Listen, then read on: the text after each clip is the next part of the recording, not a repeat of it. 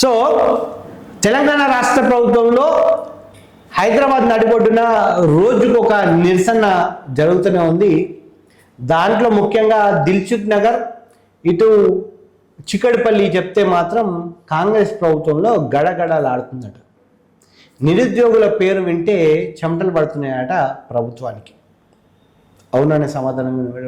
అయితే ఈరోజు ఇంతకుముందే నేను సోషల్ మీడియాలో స్క్రోల్ చేస్తూ ఉంటే నాకు ఒక వీడియో కనబడింది. అయితే ప్రముఖ సోషల్ మీడియా అటువంటి తెలుగు స్క్రైబ్ వాళ్ళు పోస్ట్ చేసినది. రేవంత్ రెడ్డి మీద పోలీస్ స్టేషన్లో ఫిర్యాదు చేయడానికి వెళ్తే నిరుద్యోగిని అడ్డుకున్న పోలీసులు. వాళ్ళ పని అదే కదా బాస్, అడ్డుకోవడమే వాళ్ళ పని. సో అది తప్పు లేదు కదా. నువ్వు రేవంత్ రెడ్డి మీద కాకుండా ఇప్పుడు బీఆర్ఎస్ ప్రభుత్వం అట్లా చేసింది, బీఆర్ఎస్ ప్రభుత్వం ఉద్యోగాలు ఇవ్వలేదంటే ఇక్కడ రేవంత్ రెడ్డి నిన్ను ఆ పోలీస్ స్టేషన్లో పూలమాలేసి ముందు తీసుకెళ్తారు, ఎఫ్ఐఆర్ రాస్తారు. కానీ నువ్వు నిరుద్యోగి రేవంత్ రెడ్డిని ప్రశ్నిస్తున్నావు, సో చూస్తారు. ఇప్పుడు చూడండి, ఒకసారి వీడియో ప్లే చూసే ప్రయత్నం చేద్దాం.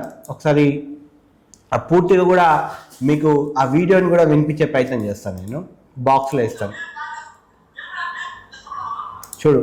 అబ్బాయి కాంగ్రెస్ అట, ఆల్రెడీ ఉద్యోగాలు వస్తాయని కాంగ్రెస్ పార్టీకి ఓటు వేసిండు.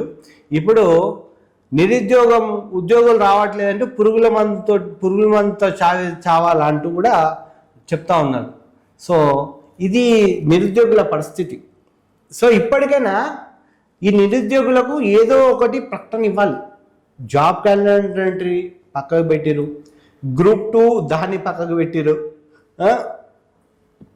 మొన్న ఏది కానిస్టేబుల్ నోటిఫికేషన్ ఇచ్చారు దాన్ని పక్కకు పెట్టిరు, పెరడ్ గ్రౌండ్లో 40,000 మందికి పట్టా సర్టిఫికేట్లు ఇచ్చారు దాన్ని పక్కకు పెట్టినారు. ఇప్పటి వరకు ఆ పట్టా సర్టిఫికేట్లు ఇచ్చిన దాంట్లో ఎంతమందిని తీసుకున్నారు అనేది కూడా ప్రభుత్వం దగ్గర క్లారిటీ లేదు. ఇంకా ఈ ఎడ్యుకేషన్ వైపు వస్తే మాత్రం ప్రతిరోజు మనం హయ్యర్ ఎడ్యుకేషన్ దగ్గర చూస్తూనే ఉన్నాం. ఇప్పటికే స్కూళ్ళు మొదలైపోయినాయి, దాని తర్వాత కాలేజీలు మొదలైపోయినాయి. స్కాలర్షిప్ల పైన ఎటువంటి స్పష్టత లేదు. అటు ప్రైవేట్ కాలేజీలు మాత్రం మీరు ఫీజులు కడితేనే కాలేజీకి రండి, లేకపోతే బంద్ చేయండి అంటూ చెప్తా ఉన్నారు. ప్రభుత్వం దగ్గర నయా పైసా లేదు. కానీ ప్రభుత్వానికి 10 రోజులకు అంటే రోజుకు ఒక మీటింగ్, బహిరంగ సభలు పెట్టడానికి, భారీ ఎత్తున బహిరంగ సభలు పెట్టడానికి, లేదా మరొక వృధా ఖర్చులకు మాత్రం ప్రభుత్వం దగ్గర దండిగా పైసలు ఉంటాయి. అదే విద్యార్థులకు కానీ ప్రజలకు కానీ రోడ్లు తెలంగాణలో రోడ్ల పరిస్థితి మరో బీహార్ని తలపిస్తూ ఉంది. తెలంగాణలో రోడ్ల పరిస్థితి. ఇదే కాదు ఇక నిన్న మొన్న ఒక డ్రామా చూసినాం, అటు బీఆర్ఎస్ది ఇటు కాంగ్రెస్ది. వాళ్ళ మధ్యలో ఫాయిదా ఉటాయిస్తుంది బీజేపీ. ఇవన్నీ చూస్తూ ఉంటే ప్రజల్ని పిచ్చోళ్ళని చేస్తూ ఉన్నారు, ఒక డైలమాలో పిచ్చోళ్ళని చేస్తూ ఉన్నారు ఈ ప్రభుత్వాలన్నీ కూడా. చూడాల, తెలంగాణ ప్రభుత్వం ఇంకొక 2 సంవత్సరాలు ఉంది, తర్వాత పాలన వచ్చి మళ్ళా కాంగ్రెస్ పార్టీనే ముందు తీసుకెళ్తుంది. ఎందుకంటే రేవంత్ రెడ్డి గారు సీఎం మాత్రం చాలా అగ్రెసివ్తో చెప్తా ఉన్నాను, 2030 వరకు నన్ను ఎవరు టచ్ చేయలేరు కూడా. సో ఏం జరుగుతుంది అనేది కూడా డైలమాలో ఉన్నారు.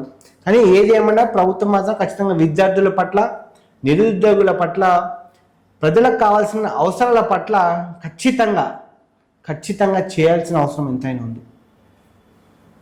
సో ఇట్లాంటి ప్రశ్నించే వీడియోలు మరిన్ని మీ ముందుకు రాబోతూ ఉన్నాయి. సబ్స్క్రైబ్ చేసుకోండి BC7 న్యూస్. Thank you.